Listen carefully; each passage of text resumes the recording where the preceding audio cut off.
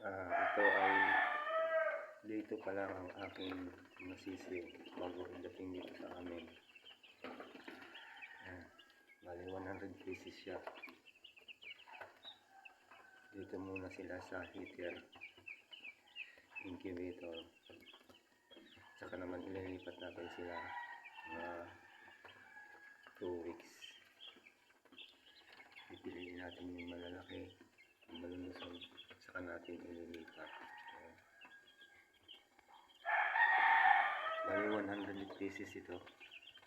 Bali mahal lang yung kuha ko dahil mahal lang yung bilihan ng mga sisiw ngayon.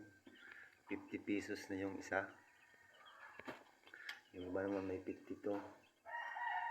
Tapos dun sana sa tinignan ko, yung 1 week na ay hindi, mga 4 days na yata yun. 65 na ang bintahan.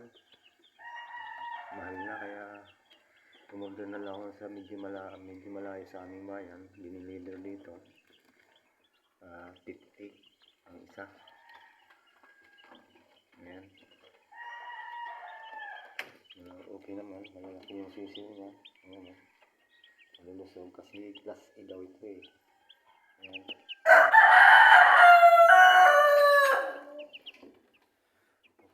Sabi daw, pag malalaki daw yung mga paa, maganda daw na sisiw yan. Mabilis na lang. Ayan, ang lalaki ng paa. Bali 2 days pa lang sila sa akin ngayon. Ginamit kong patoka is Integra 1000. Tapos yung inumin naman nila, yung electrolytes, vitamins yan.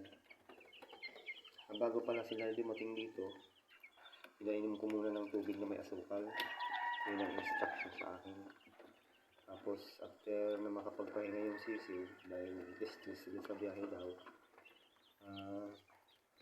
yung itlog na puti ang pinakain ko sa kanila dahil full of nutrients daw yung itlog na puti. Yan, yung lalaki. 2 months old pa lang sa akin. Ay, 2 days old pa lang sa akin. Yan o, ang lalaki na o. Yan o. Ganda. Ayan guys.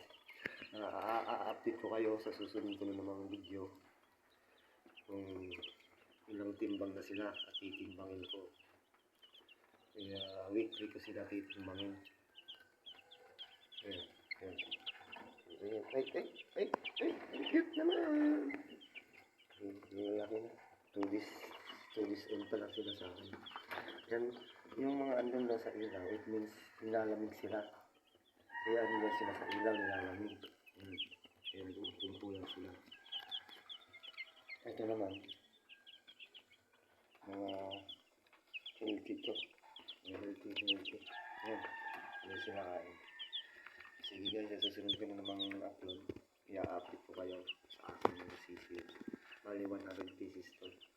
Ay kanina lang, pagising ko, dalawa yung namatay. Siguro ko na nadaganan dyan sa ilaw.